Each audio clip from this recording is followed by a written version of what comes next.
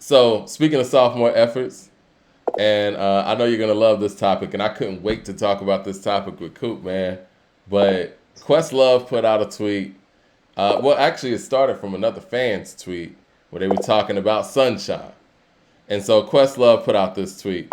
He said, "Our main argument is he hate. I'm sorry. Our main argument is he hate for. I guess he mean his hate for Volume One.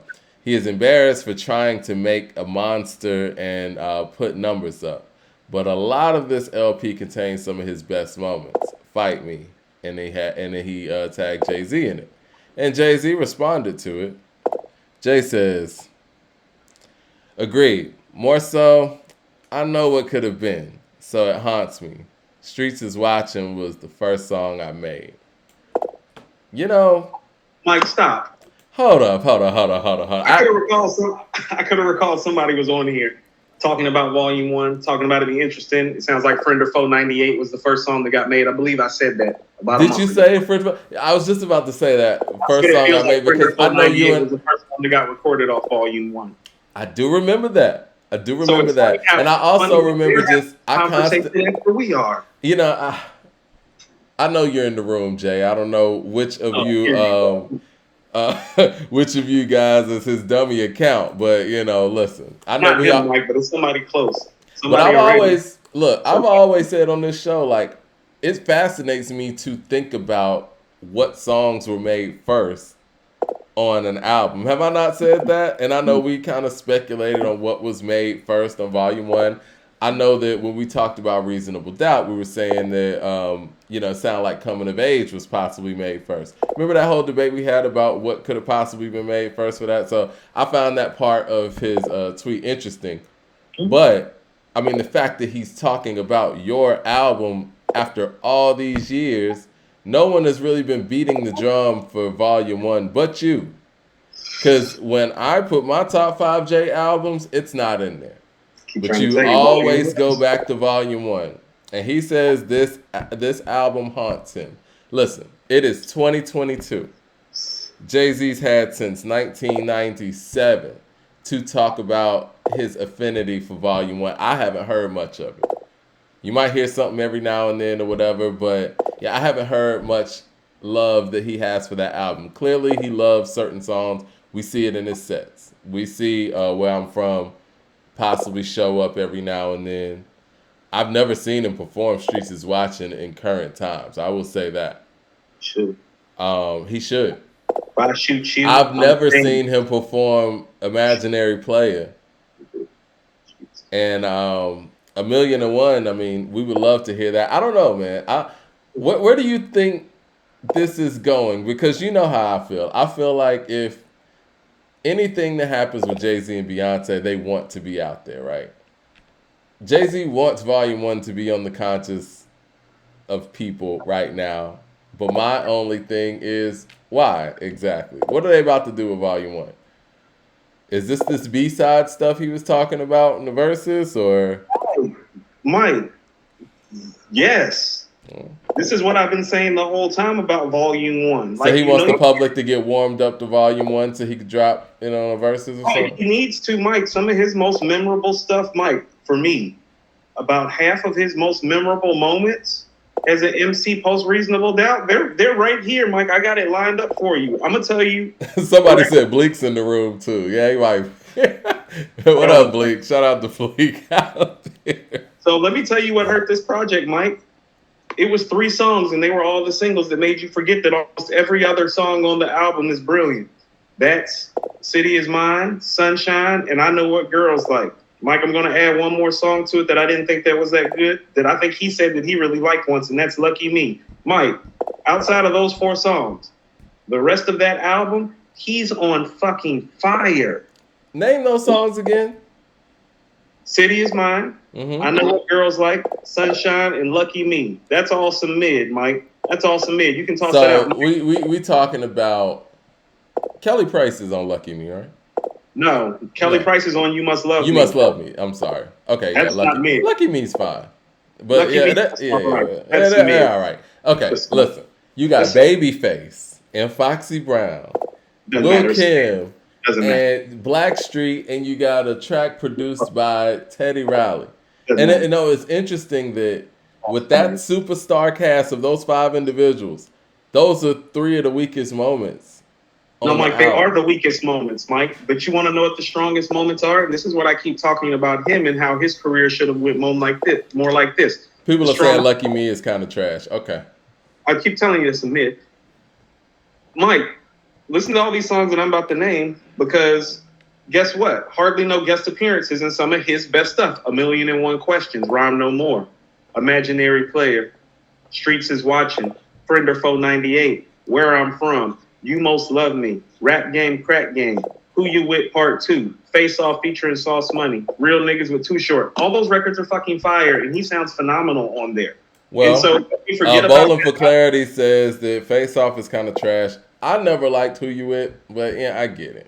Mike, his I spit never game, first of all, his spit game on Who You With is elite. The rest of y'all No, like no, no, no, no, no. vegetables in He my no, he present rhyming. jacket. I think it's the beats I'm not liking. And Ooh. honestly, man, again, that could be a regional thing for me too, because at the same time, Lil Jon had Who You With out down here. So that Take could be it. credit cards and take everything you came with, though, to get more shows to rip. I suggest you want to roll with the click.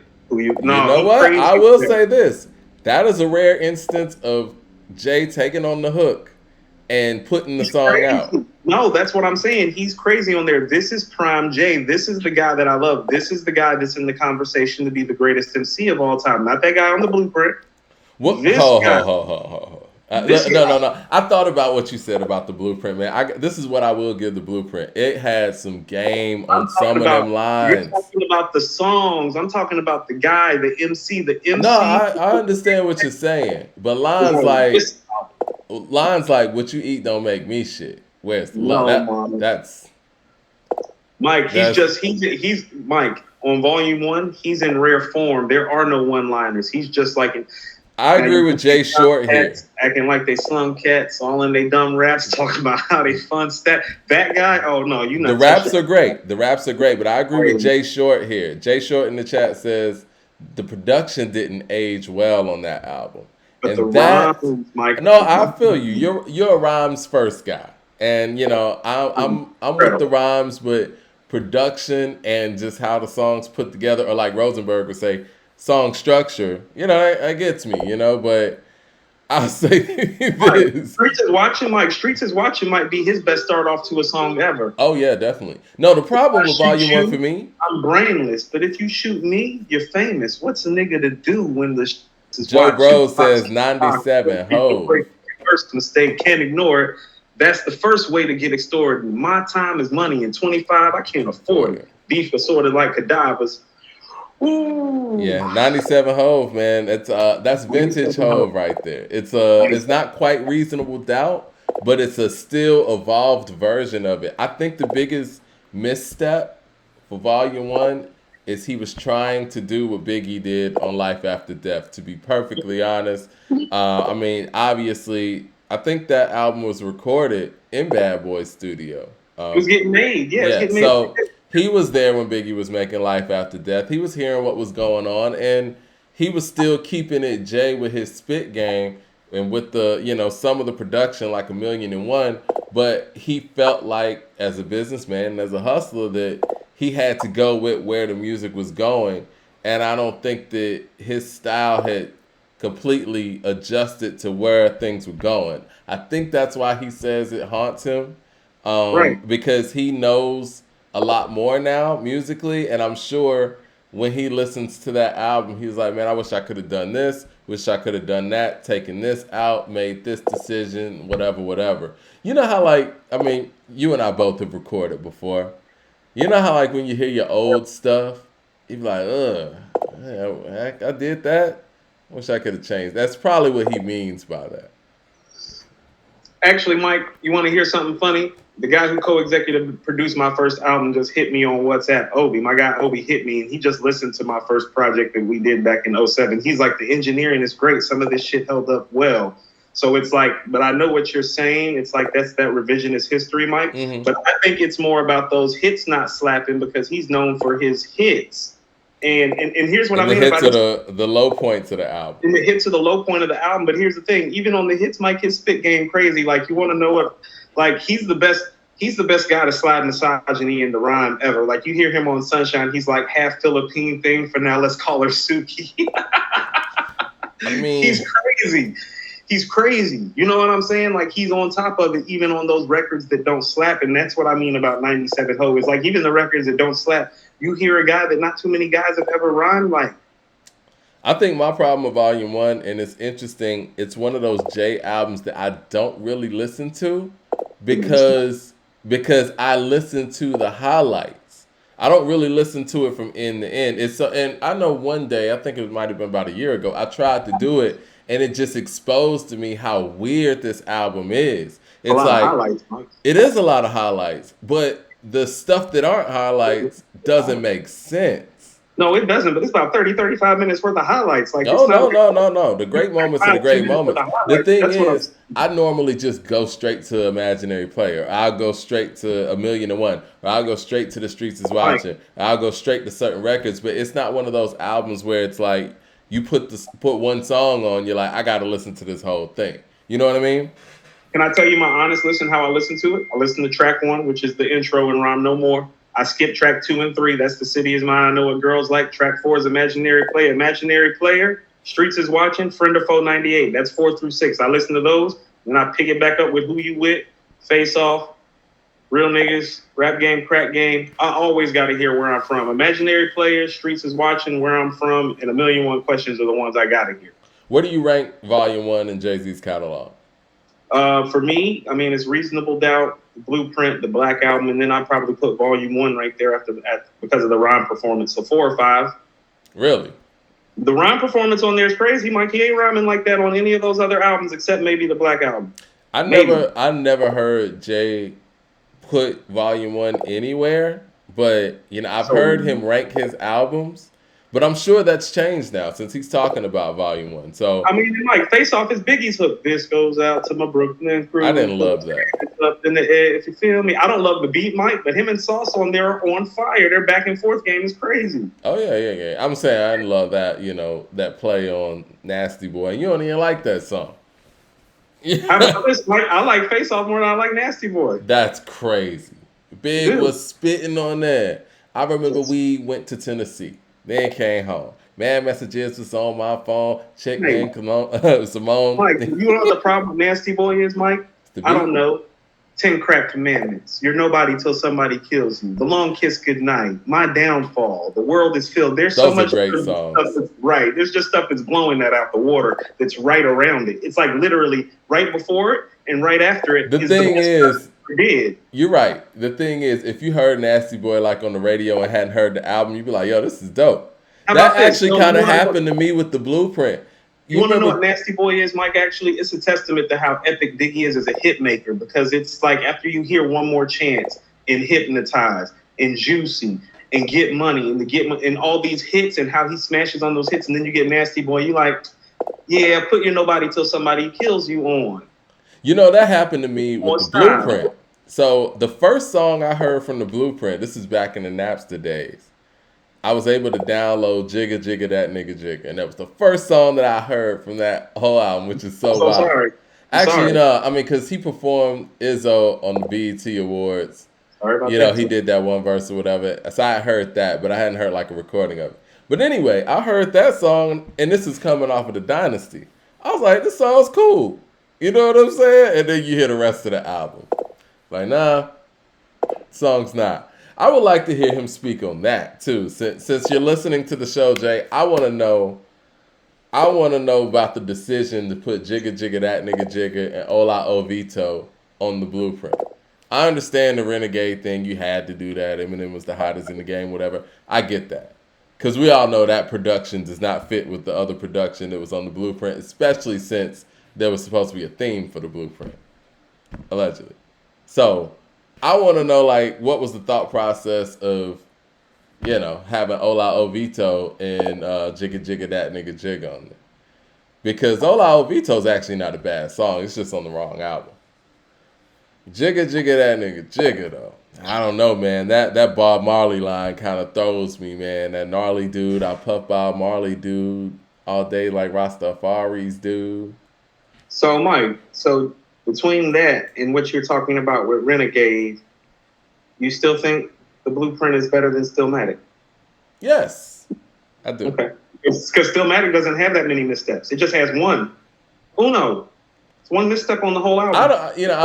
I don't like Renegade like that because the production's whack in my opinion. But they brought it with the bars. So and people love Renegade. So I'm not gonna say Renegade's a misstep. I think the misstep on that album is Jigga Jigga That Nigga Jigga. Just asking questions. Now if you ask me who's rhyming better on the two albums, I would say Nas is rhyming better. I mean, he told the story backwards. Rewind is on Stillmatic. That Yeah, just exactly. Kind of all that out of and One Mic is too. So, but and you're the man, Mike, and the Stillmatic intro. That's why I keep on asking you. You sure that it's better? Because the Blueprint's a better album than Stillmatic. How are them songs holding up, Mike? I think the songs are holding up well. I think Heart of the City holds up very well. I think Never Change holds up very well. I'm like a dog. I never speak, but I understand. What my dog said. Heart of the City, yes. You Don't Know, yes. The Ruler's Back, yes. Lyrical Exercise, yes. You Don't Know is better than every song on Stillmatic. No, it's not better than Rewind. Come on, man. It is, man. Stop. On all levels. I mean, the beat's better. It. The whole song's better. The rhymes aren't better, Mike. The rhyme's not better. We had this whole argument where you say that Rewind's a better song than Biggie's I Got a Story to Tell. That's just not the truth. It's not. It is. It's not. Rewind is better than I Got a Story. Rewind's lyrical performance. Niggas Bleed might be better than Rewind. See, man, you're gonna have me out here like this, man. You know Nas's manager watches our show. Like, I love I Got a Story to Tell. I actually had a guy from New York chop up a sample I Got a Story to Tell for a track that I was supposed to record that I never did. Like, I love the record. It's not better than Rewind. J5 says Stillmatic fell off towards the end. Except for What Goes Around. How about this, Mike? You want to know what? What Goes Around, lyrically, is better than everything on the Blueprint, like by leaps. LP says Izzo doesn't hold up well. Now that's a very fair assessment. I told you Izzo don't slap like that when you was talking about Kanye's greatest hits. I'm like, he shouldn't put that in there. Well, if we want to talk about not slapping, I don't like Got Yourself a Gun. Never did. Mike, I don't love that beat. I don't love like that beat. I didn't love the beat by Megahertz. I'm not gonna lie. How about this? You want to know what my problem was? Was that shouldn't have been your first single. Yeah. That should have been just something you B-sided. You should have released You're the Man. You're the Man would have been the best first single for me. Now, I'll tell you what, and I guess we can't do this because obviously these things came out at different times. But if Made You Look was on that album instead of Got Yourself a Gun, and that was the first single, we'd be having a whole different conversation. Mike, it Made You Look on Stillmatic, like it goes up into a different category of classic. It does. It does. That's how much one song can shift things. Yeah, and that's how great that song is. Yeah, it goes into another category of classic. Like it goes up into another stratosphere of classic. It might go past It Was Written. How about that? Like if Made You Look is on Stillmatic, then that makes it better than It Was Written. It's like that. You know, I've always had that whole Stillmatic It Was Written debate. I just feel like he was able to do more on Stillmatic. He was, but it's not It Was Written. Yeah, I think over time that's kind of proven to be true. Yeah, the Message, Taken in Blood, Silent Murder. Yeah, I mean, you keep counting Silent Murder, but you know it is what it counts, Mike. Because when I saw the tape, what the tape said Silent Murder on the tape. But when I had the CD, I bought the CD and I didn't have Silent Murder in my on my disc, and I guess I feel a way about that. So. Yeah. You could have ordered it overseas from the UK for $99 like I was a kid. I wasn't. Oh, yeah, you were a little younger than me in 96, right. right.